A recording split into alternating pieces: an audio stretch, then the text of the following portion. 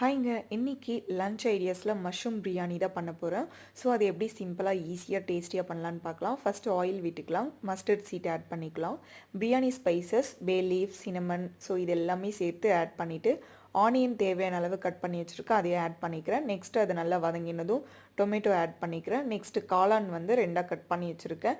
நீங்கள் முழுசாக விருப்பம் இருந்தால் போடலாம். அதை நான் கட் பண்ணதை ஆட் பண்ணிவிட்டு புதினா, இஞ்சி, பூண்டு இது எல்லாத்தையுமே மொத்தமாக நல்லா அரைச்சி பேஸ்ட்டாக வச்சுருக்கேன். ஸோ இது எல்லாமே நல்லா வதங்கி வந்ததுக்கப்புறமா இந்த பேஸ்ட்டை அதில் ஆட் பண்ணி நல்லா வந்து அந்த பச்சை வாசனை போகிற வரலையும் நல்லா டீப்பாக வதக்கி விடுங்க. அதுக்கப்புறமா காஷ்மீரி மிளகாய்த்தூள், பிரியாணி மசாலா, கரம் மசாலா, டர்மரிக் இது எல்லாமே ஆட் பண்ணிவிட்டு கலர்ஸ் எதுவுமே ஆட் பண்ண தேவையில்ல. இந்த மசாலாஸ் வந்து ரொம்பவே வந்து டேஸ்ட் கொடுக்கும். ஸோ நீங்கள் பிரியாணி மசாலா எது சூஸ் பண்ணுறீங்களோ அது இன்னுமே டேஸ்ட் எடுத்து கொடுக்கும். ஸோ நான் வந்து எங்கள் ஹோம்மேடாக பண்ணியிருக்கோம், ஸோ அதை தான் ஆட் பண்ணியிருக்கேன். ரொம்பவே ரொம்பவே டேஸ்டியான லஞ்சாக இருக்கும். கண்டிப்பாக வீட்டில் ட்ரை பண்ணி பாருங்கள். சுட சுட mushroom biryani ready. Thank you for வாட்சிங் திஸ் வீடியோ. பாய்.